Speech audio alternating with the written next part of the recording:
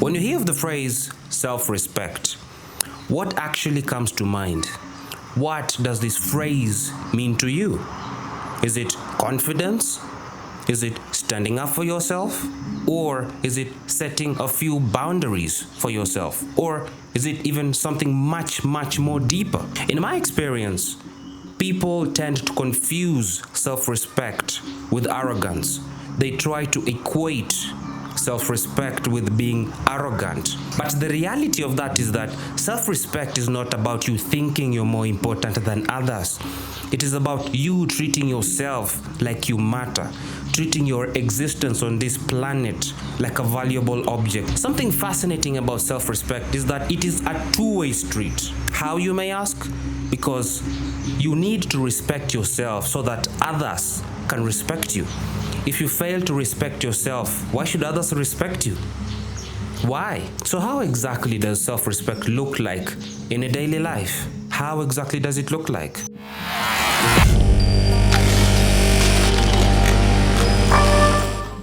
So for one, you have to say no without feeling guilty. I think this kind of resonates with a lot of us because we have come up in this situation, right?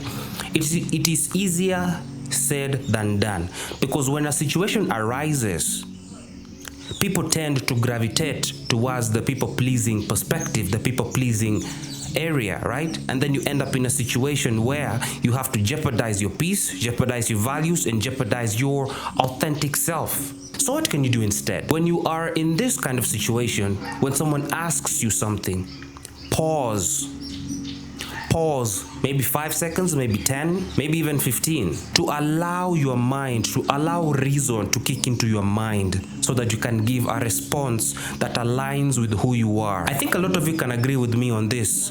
When you provide a response too quickly, that response is usually geared towards pleasing the person who has asked you that. So take a pause and just pause, calm down. You don't have to react quickly. Just take a pause, 5, 10 seconds, 15 seconds, even 30 seconds if you have to. Take a pause. What you need to understand is that you don't have to agree with everything a certain person says. Because if you do it for too long, you will lose yourself in it. You lose your authentic, you lose your identity. You start to identify with another person's decisions. And when they are not there, or when a certain group is not there, you become overwhelmed, you become confused. You start to ask yourself, who exactly am I? Once you say no, don't try to over-explain yourself, because if you do, you are trying to validate your answer to the person. You are trying to justify why you have chosen a certain decision for yourself. And that should not be the case, because it's like you're seeking permission from this person. If you do this, you are betraying your authentic self. Live according to your values, live according to your authentic self, and don't over-explain your answer. If they cannot respect your answer, then that is upon them. You do what you have to do. You don't owe anyone your time, your peace, your energy at the expense of your own well-being. You don't owe anyone that. When someone pressures you into doing something you don't want, self-respect looks like this. You give a response such as this: no, I don't want to. I don't feel like this is for me, without feeling guilty for giving that answer. So how again does self-respect look like on a daily life? When you walk away from something that is destroying your own peace. Toxic friendships. How does this look like? One example is when you try to seek clarity of something, and then the other person makes you feel stupid for seeking that clarity, makes you feel immature for seeking that clarity, and makes you feel guilty for actually just wanting to understand more. If a friend constantly belittles your idea instead of recognizing them, you have to stand your ground and recognize that their words don't define you. If you let them define you, you are betraying your own self. Don't do that. Don't betray your own self. If they cannot respect you, let them go. You deserve better. You also have to walk away from a relationship that constantly makes you question your own worth, where you are told to constantly change your behavior, change who you are so that this other person can love you better. Don't fall for this. It's a trap. How, you may ask? Because you are enough. Already who you are enough. And if you fall into this idea of trying to change yourself to fit another person's opinion or another person's perspective of what a perfect person is for them, you are betraying your own self. If they cannot love you for who you are, then let them go. The right relationship for you does not make you question your value. It uplifts you up. In our daily life, self-respect is you keeping promise to yourself. If you make a promise to yourself, keep it. If you say you're going to wake up in the morning, maybe let's say 5 a.m., ensure that you wake up at 5 a.m. Don't push it forward. If you commit to a certain goal, do not break that goal just because no one is watching you do it. Oh, no one is watching me, so why should I continue? Make a promise, keep it.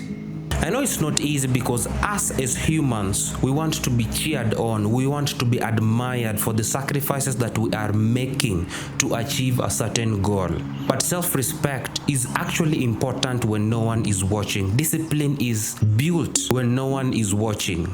Again, in our daily life, you have to protect your energy. Respect yourself by protecting the energy. Respect yourself by protecting where your energy is spilled. Not every battle is worth fighting. Not every battle is worth your energy. Life is like a sailing boat in the ocean. While you're in the ocean, you will see waves. Some big, some small. If you choose to fight every wave, if you choose to fight every battle, you will never realize your destination. You will never reach your destination because every stumbling block, that is why it is called a block, is meant to block you.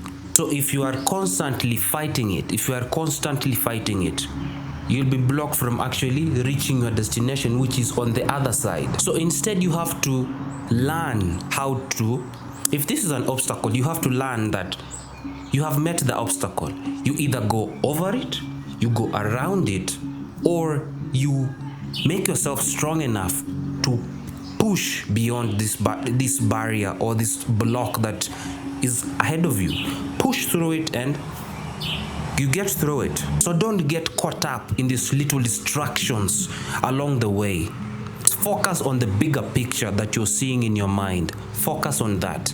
An additional way that you can protect your energy is knowing that not every insult deserves a response. What is usually fascinating to me is that people equate a response to an insult. When you passionately respond to an insult, that means you're respecting yourself. It's usually fascinating to me. I usually try to see how exactly is this self-respect. I haven't actually found the answer to that because not every insult deserves a response. Distance yourself from that situation and see and actually establish, is this person talking to me in a way to provoke a response? Is this person using a language to manipulate you into doing something? You have to become self-aware so that you can establish this pattern of language. If that is the language that they are using, the language to provoke you, to manipulate you into doing something, you don't need to respond to them at all. You do not need to respond at all, because if you do respond, you're giving them the power. You are relinquishing yourself to them. You are relinquishing yourself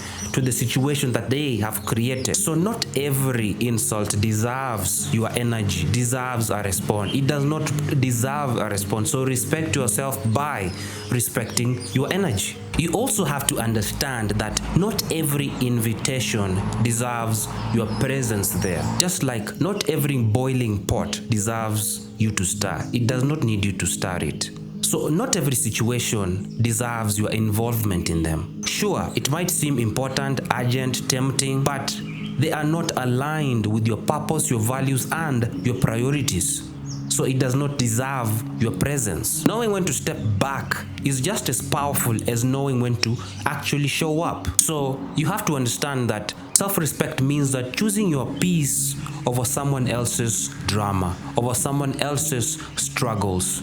Choose your own peace. What are some consequences of not respecting yourself? Because the hard truth is that if you don't respect yourself, others will not respect you. Even the universe will not respect you. You will tolerate mistreatment just because you believe You don't deserve any better. You will struggle with setting boundaries for yourself because you fear being rejected by someone else. And you will lose your confidence, you will lose your self-esteem just because you fear rejection, and you constantly let yourself down. Self-respect is like you're looking at a mirror. The way you treat yourself is the way you teach others to treat you. So if you're looking in the mirror, how exactly can you start to respect yourself so that you can mirror and teach others how to actually respect you? First off, speak kindly to yourself. Stop this self-sabotaging yourself and telling yourself you're not enough while you are enough. Even if there are some imperfections that you're working on, tell yourself that you are a work in progress. Don't sell yourself short. Do not sell yourself short. You are a work in progress. No one is perfect. No human is perfect. And someone who says they are perfect, they are lying to you. Even a robot is not 100% perfect. You need to set and keep your boundaries. Set and keep your boundaries. If something does not match your priorities, it does not match your values, it does not match your authentic self, say no to it without any explanation. Do not explain why you're not choosing to do something another person has told you to do. Do not explain, because if you explain, as I said before, you are betraying your own self, you are betraying your own values, you are betraying who you are. Don't betray yourself to please another person. Do not. If they cannot respect you, then you let them go. You need to choose yourself more often. Stop this approval-seeking behavior and live for a purpose. Your purpose, not others' purpose. Just live for your purpose. If you like it, if you love it, if it aligns with you, go for it. Forgive yourself for your past mistakes. We are all humans. We are going through a journey. You are allowed to grow. You are allowed to move forward. Your past does not define your current self. Self-respect sets the standard for how the world treats you and also how you see yourself. So, respect yourself and live a good life, man. Thanks for stopping by. I'll see you in the next video. Bye.